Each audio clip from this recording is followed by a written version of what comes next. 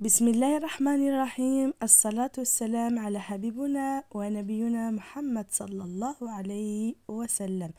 أصبحنا وأصبح الملك لله والحمد لله، وأشهد أن لا إله إلا الله وحده لا شريك له، له الملك وله الحمد، يحيي ويميت وهو على كل شيء قدير. السلام عليكم أخواتي متتبعاتي، فيديو جديد في قناتي وقناتكم. هاد النهار ان شاء الله غادي نقدم معكم لاباط ديال لي كيش. الصراحه اللي ما غاديش تحشمكم مع ضيافكم ولا مع كليانكم ولا مع وليداتكم ولا مع اهلكم. مهم اخواتي متتبعاتي، كنقول لكم عواشركم مباركه. رمضان ان شاء الله على الابواب، شهر الصيام والعباده كما كتعرفون، شهر الزكاة والصوم والعبادة، وكذلك بعض الشهوات كما كتعرفون الناس في رمضان كيتشهاو. ما غاديش ننساكم من وصفات ديال شهوات قوس قزح، يعني كل مرة ان شاء الله الى حيانا الله يا رب العالمين. وكنتمنى نخلي واحد الوقيته باش نبقى دائما نحط لكم جديد في وصفاتي. مهم بسم الله على بركة الله. مهم صباحنا هذا بدينا بالقهوة، وديك الساعه ان شاء الله غادي ندوز العجينه، حيت غادي ندير ان شاء الله هاد لا كوموند غادي نخرجها. يعني خصني الصباح بكري باش غادي نخرجها في الوقت، حيت عندي كوموند فيه الملح. قلت علاش ما نشاركهاش معكم. مهم كاس القهوه به باش غادي نبدا ان شاء الله.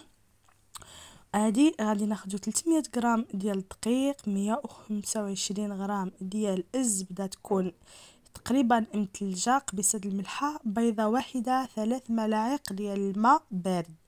اول حاجه غادي ناخذ الطحين، غادي نكبو عليه الزبده، 125 غرام ديال الزبده، والدقيق 300 غرام ديال الدقيق. المهم غادي ناخذ باطراف الاصابع، غادي نبسبسو هاد العجين هذا كما كتشوفوا. ما غاديش نعجنو وما غاديش نكثروا بزاف، يعني نبسبسوا العجينه باش ديك الزبده غادي تبقى معنا بارده، حيت الا دابت حنا ماشي غرضنا ان الزبده غادي تذوب في يدنا، ولا غرضنا غادي ترمل. المهم واخا الا بقات بعض الاطراف ديال الزبده في الدقيق ما دخلوش مزيان ماشي مشكل.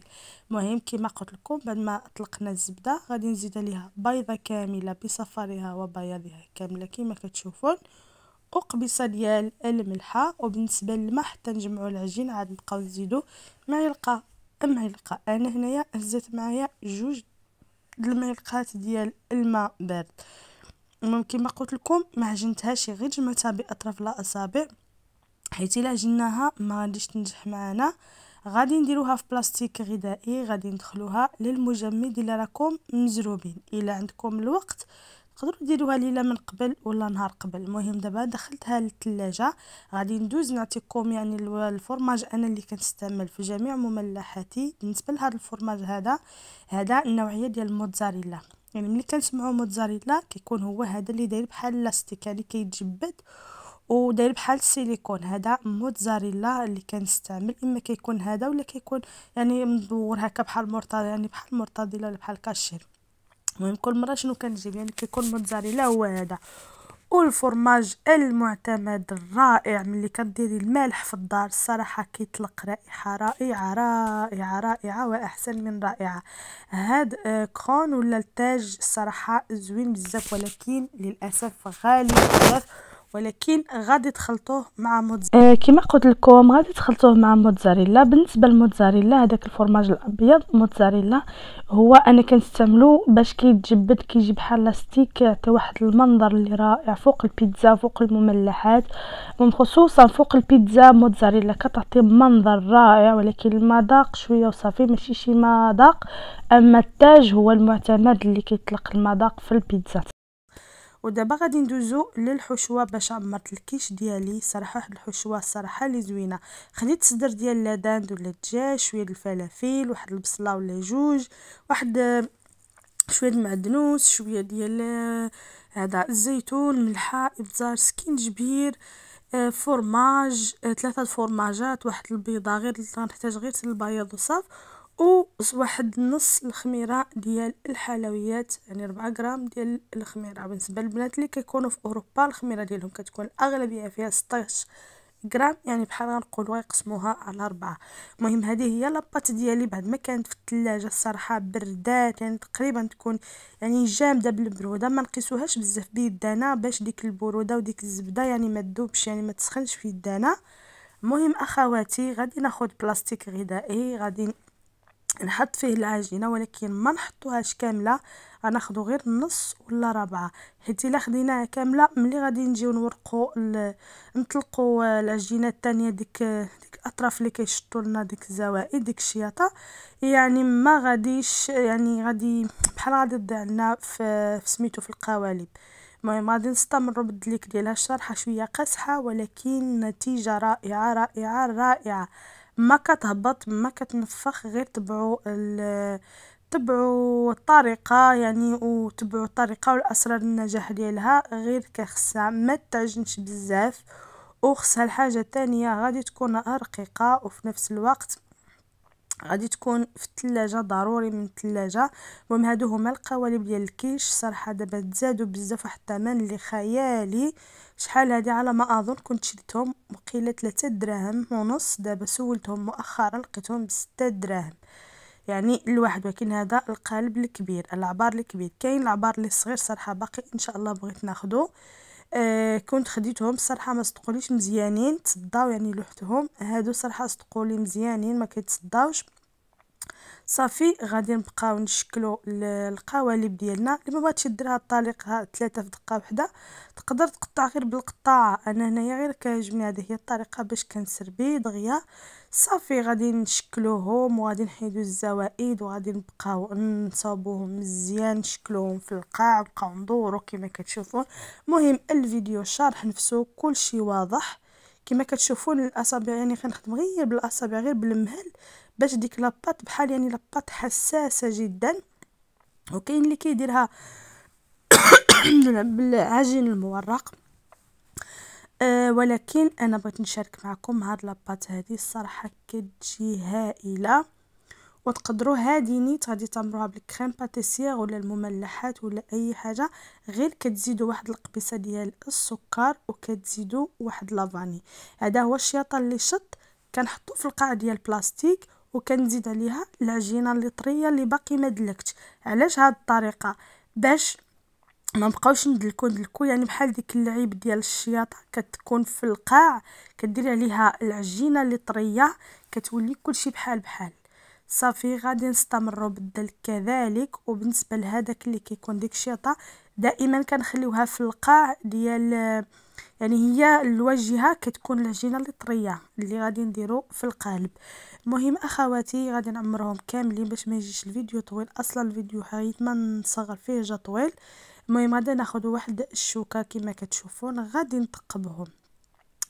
انا دائما ملي كنبغي نحتاجهم يعني نخرجهم ديك الساعه ولا يعني المهم يتكالوا ديك الساعه، كندير يعني العجينه خضراء كما كتشوفون، يعني كندير العجينه خضراء كنعمرهم.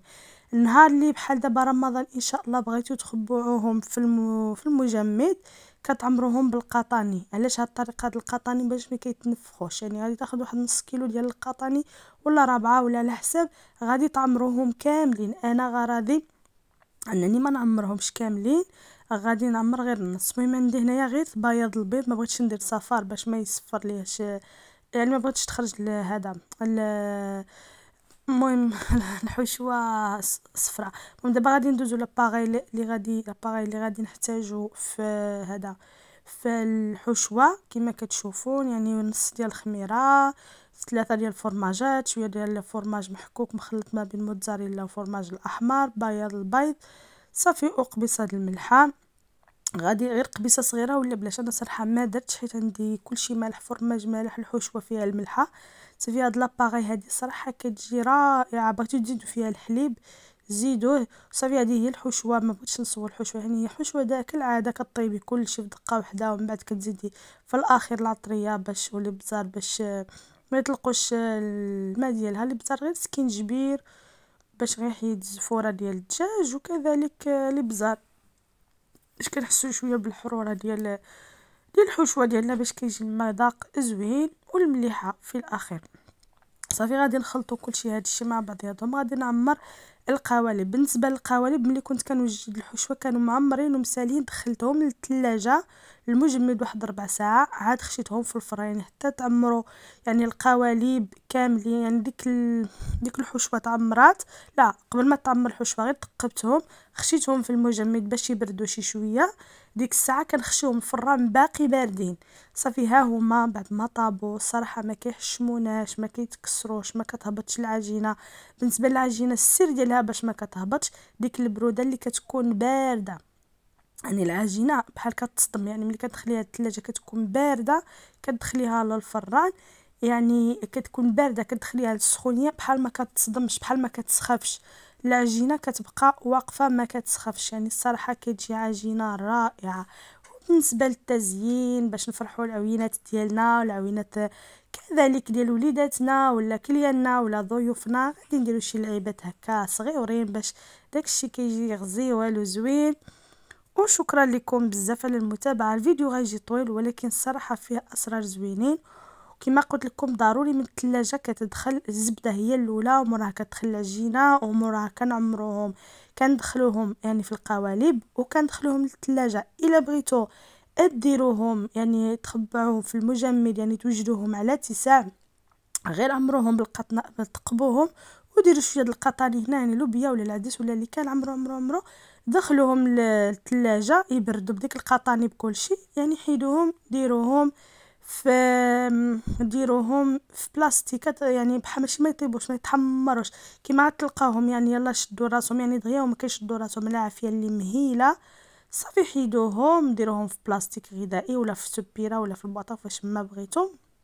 موراها كديروهم في المجمد يعني كيكونوا طايبين. وكذلك الا بغيتو تعمروهم وعندكم يعني طويصات ولا ديك القوالب خاويين بغيتو تعمروهم تخبعوهم في المجمد هكاك بالطويصات ديالهم، تقدروا حتى هذا يعني احتمال.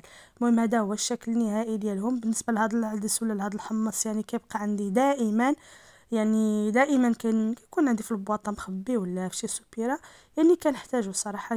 جات زوينه بزاف، يعني شاركت معكم انها ما كتهبطش كما كتشوفوا لداخل. شوفي ديك اللعيبه يعني كتبان بحال مورقه، هذوك ديك الاطراف ديال الزبده اللي كيبقاو. بالنسبه للزبده انا درت غير الزبده مارغرين، يعني الزبده عاديه ديال العبار ولا الزبده ديال الطورق ولا اللي كان. ما درتش زبده حيوانيه حيت ماشي ضروريه، يعني دي حيت كيخرجوا بالمارغرين الصراحه كيجيو عاديين، اما لا بريري ولا فاميليا، ماشي كنوع يعني ماشي كنحدد النوعيه. يعني المهم مارغرين، تكون زبده مارغرين. يعني الصراحه جاو زويونين وفتيين يعني مقرمشين وهشاشين. هذا هو الشكل النهائي ديال البلاطو ديالي. الصراحه جا البلاطو زوين وحتى مولاه شكرو يعني عجبهم. وهذا اللي كورني عندي في القناه ان شاء الله غادي نشارك معكم فيديو اخر. نقدر نشارك معكم فيديو ديال الحشوه باش عمرت هذا الكورني. الصراحه واحد الحشوه اللي جات حتى هي غزاله. وكذلك هادو البريوات ديال الحوت حتى هما كاينين معايا على ما اظن كاينين في القناه حتى هما. وشكرا لكم على المتابعه في فيديو لاحق يا احلى متتبعات عند شهوات قوس.